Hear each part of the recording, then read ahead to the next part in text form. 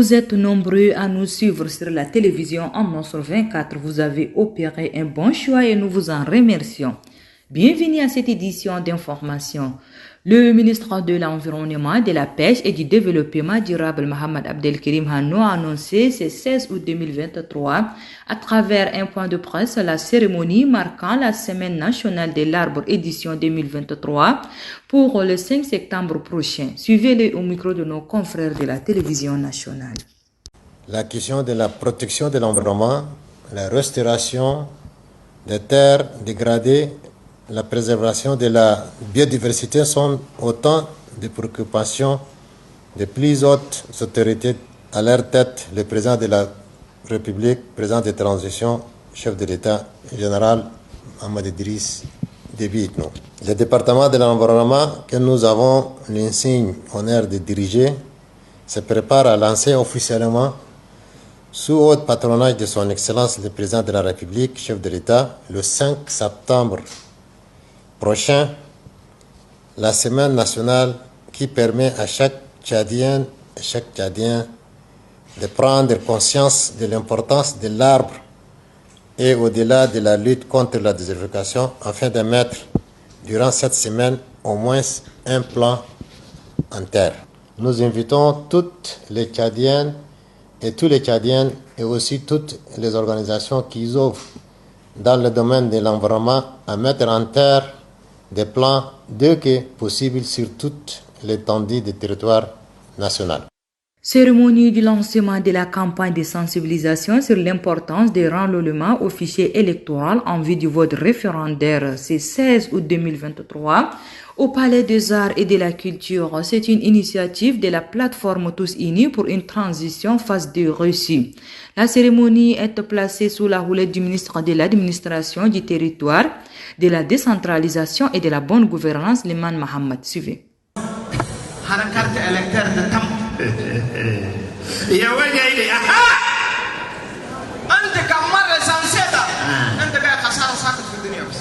C'est avec cette prestation théâtrale illustrant l'importance du recensement électoral que la cérémonie du lancement de la campagne de sensibilisation sur l'importance de l'enrôlement au fichier électoral en vue du vote référendaire organisé par la plateforme Tous Unis pour une transition phase 2 réussie a commencé et a vu la présence du ministre de l'Administration du territoire, de la décentralisation et de la bonne gouvernance, de quelques membres du gouvernement ainsi que d'importants d'autres invités des marques. Dans son mot introductif, le président du comité d'organisation, par ailleurs coordinateur de cette plateforme, le conseiller Mohamed Saleh Moussa, a tout d'abord rendu un hommage mérité au ministre de l'Administration marin de cet événement avant de souligner l'objectif de cette campagne.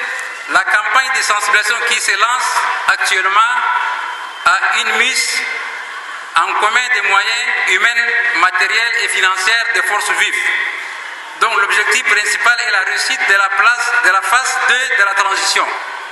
Cependant, dans sa phase opérationnelle, la sensibilisation sera menée séparément pour plus d'efficacité afin de toucher un maximum de concitoyens sur leurs droits et devoirs électoraux.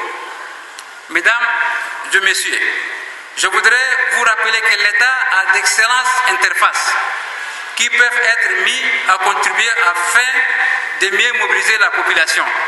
Il s'agit des conseillers municipaux, les délégués du quartier, les chefs de carré, dont l'implication à différents niveaux faciliterait la tâche pour l'enrôlement au fichier électoral. Pour la représentante du FONAP, Fonds national d'appui à la formation professionnelle, par ailleurs membre de cette plateforme Istiqlal Brahim, les femmes représentent plus de 51% de la population tchadienne. De ce fait, elles doivent se faire recenser pour jouir pleinement de leurs devoirs. Je voudrais profiter de cette excellente opportunité que m'offre la présente cérémonie pour lancer un vibrant appel à toutes les femmes, en particulier aux jeunes filles qui ont atteint la majorité de 2021. À nos jours, de s'enrôler massivement afin d'être à mesure de jouir pleinement de leur citoyenneté. Nous ne le répéterons jamais assez.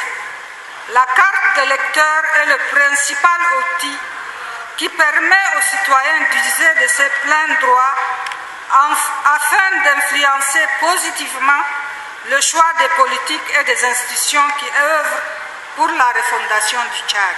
Il faut noter que la plateforme Tous Unis pour une transition phase 2 réussie est une organisation qui regroupe en son sein des organisations de la société civile, des personnes vivant avec un handicap ainsi que des organisations des femmes. Saluant cette initiative de la plateforme, le ministre de l'Administration, du Territoire, de la Décentralisation et de la Bonne Gouvernance, Liman Mohamed Maré, de cet événement, invite les acteurs à différents niveaux à s'impliquer massivement pour la réussite de ces opérations. Suivez-les au micro de notre reporter Moussa Mohamed. C'est pour vous dire que tout le monde doit être mis à contribution, mesdames et messieurs, chers frères, parce qu'il s'agit d'une opération qui est incolore, qui ne concerne pas tel ou tel parti politique, qui ne concerne pas tel ou tel courant politique, même si le contexte clivant que nous avons amène certains à pouvoir imaginer que ce n'est pas quand même donc quelque chose donc pour laquelle on doit se donner donc de la peine. Nous disons que c'est une erreur que de ne pas venir se faire donc enrôler dans le cadre donc de la révision. Donc à ce titre, le gouvernement a pris donc toutes les dispositions. Toutes les dispositions ont été prises pour que les moyens correspondants à tout ce qui peut permettre d'organiser cette révision pour un large succès soient assurés. C'est ce qui nous a permis de réussir dans la partie sud du pays.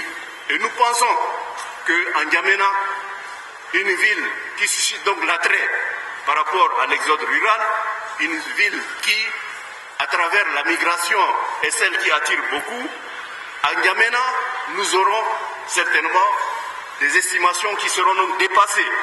Au lieu de nous retrouver avec 100% donc des estimations, nous pensons même, comme l'a dit le coordonnateur donc de l'organisation, atteindre même 300%.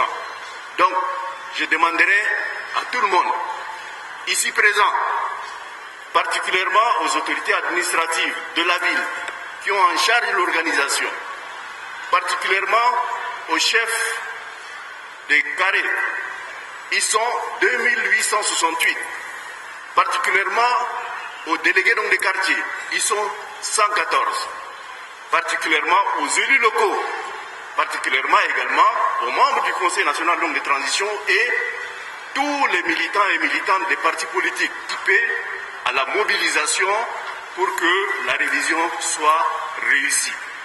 Cette révision est ouverte à tout le monde pour peu qu'on réunisse les conditions légales.